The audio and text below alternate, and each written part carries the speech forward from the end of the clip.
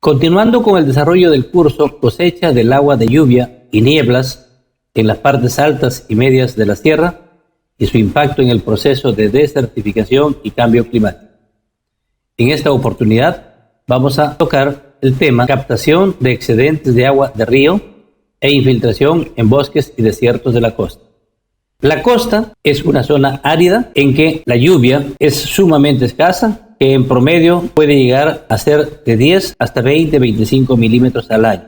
En el sur es menos de 10 milímetros y en el norte puede ser mucho más allá de 25 milímetros al año en promedio.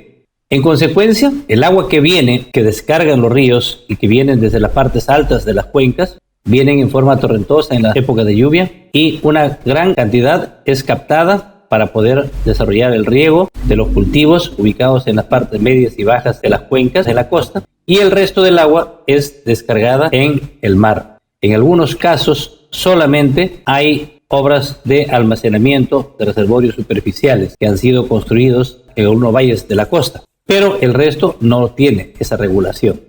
En consecuencia, en las culturas preincas e incas llegaron a entender la gran importancia del agua y su manejo.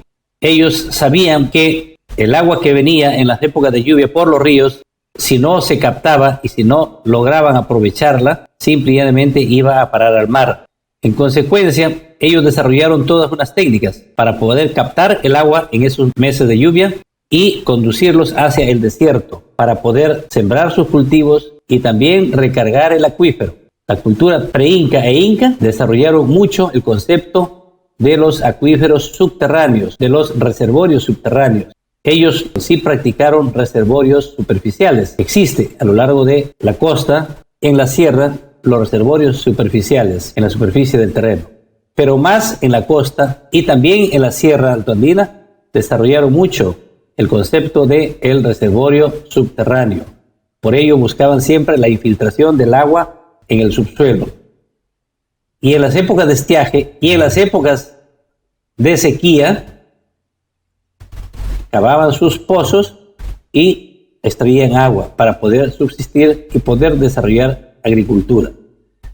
Así, por ejemplo, miren, en este esquema se puede ver, ¿no?, la superficie del desierto, una zona no saturada, y el agua era captada desde un río, conducida con un canal o una acequia para poder llevarlo a una zona de recarga. Lógicamente, en el recorrido del canal y en la zona de recarga se lograba que el agua se infiltre hacia el interior de la tierra para poder recargar en la zona del acuífero y lográndose tener la zona saturada con agua. Y aquí se tiene el estrato impermeable. Y al mismo tiempo, ellos desarrollaron el concepto de aprovechar esta agua, este almacenamiento, este reservorio subterráneo para las épocas de escasez de agua, para lo cual hacían pozos a tajo abierto y extraían su agua con sus baldes, porque normalmente la tabla de agua se ubicaba a 1 metro, en otros casos menos de 1 metro, en otros casos podía haber estado a 2, 3, 4, 6, 10 metros, pero desarrollaban actividad, extraían su agua y podían vivir y producir algo en las épocas críticas de sequía. Este es el concepto de que el agua, en vez de que se vaya a descargar al mar, lo interceptaban, lo conducían por las acequias hacia lugares de recarga, de alta permeabilidad, y así recargar el acuífero subterráneo.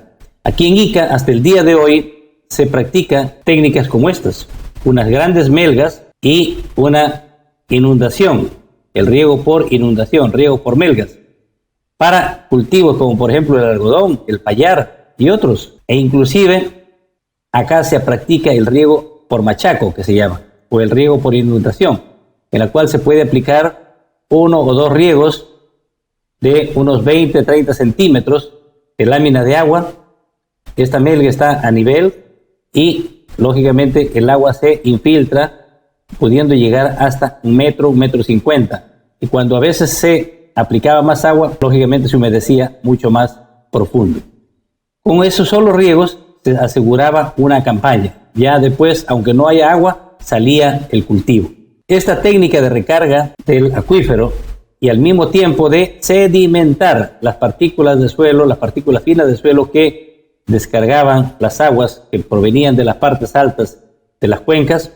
Es decir, aquí se presentaba el empobrecimiento de las partes altas de los suelos de la sierra y el aprovechamiento de esas partículas y de esos nutrientes que traían las aguas de los ríos para poder mejorar los suelos de la costa.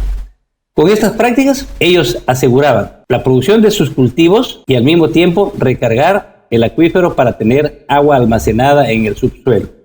En la costa norte, los grandes desiertos, donde existen algarrobales y otras especies propias del lugar de desierto, ubicadas en zonas de alta permeabilidad y también zonas con cierta periodicidad de fenómenos torrenciales de lluvia, conocidas bien como el fenómeno del Niño. Aquí se depositaba el agua, se almacenaba en las épocas de lluvia y al final se lograba infiltrar esta agua hacia el subsuelo. Imagínense un algarrobo con sus raíces y muchas veces las raíces del algarrobo llegan a tener 20 hasta 30 metros de profundidad, con lo cual lógicamente ayuda a una alta infiltración del agua. Miren, acá se tiene una población bastante importante de bosques, de algarrobos, para tratar de irlos a estas zonas de recarga. Estos bosques o zonas de recarga deben ser abastecidas de los ríos, para lo cual se construía de la costa. Los incas, la cultura pre-inca e inca desarrollaron esa técnica de recarga de acuíferos. Repito, es decir, que los ríos captaban el agua con sus bocatomas y luego eran conducidos por esos canales de tierra que muchas veces tenían hasta 20, 30, 40, 60 kilómetros y a veces mucho más kilómetros de largo hasta llegar a estos bosques y descargaban el agua y posibilitaban su infiltración. Lógicamente la regeneración de la cubierta vegetal se daba manteniendo siempre un estado de equilibrio. Y al final son estas plantaciones de algarrobo y otras especies propias de la zona una fuente de ingresos. ¿Por qué? Porque va a permitir pastar animales, ya sean caprinos, ovinos, vacunos, etc. Este es el ciclo del agua en el desierto. Aquí no se puede dar el lujo de dejar que el agua discurra hasta el mar. No, las poblaciones ancestralmente ya sabían manejar cómo prevenir las temporadas de falta de agua, recargando sus reservorios subterráneos. Tienen otra área de desierto con plantaciones de algarrobo. Hay temporadas que no hay nada de agua, pero el algarrobo resiste. ¿Por qué? Porque tiene una raíz bastante profunda y una capacidad de exploración del suelo bastante alta. Para ello, en los años de abundancia de agua, lógicamente se recarga el acuífero, humedeciéndolo hasta profundidades bastante importantes, con lo cual, lógicamente, se recarga el acuífero y también se le da condiciones de humedad apropiada a estas raíces profundas de estas especies forestales.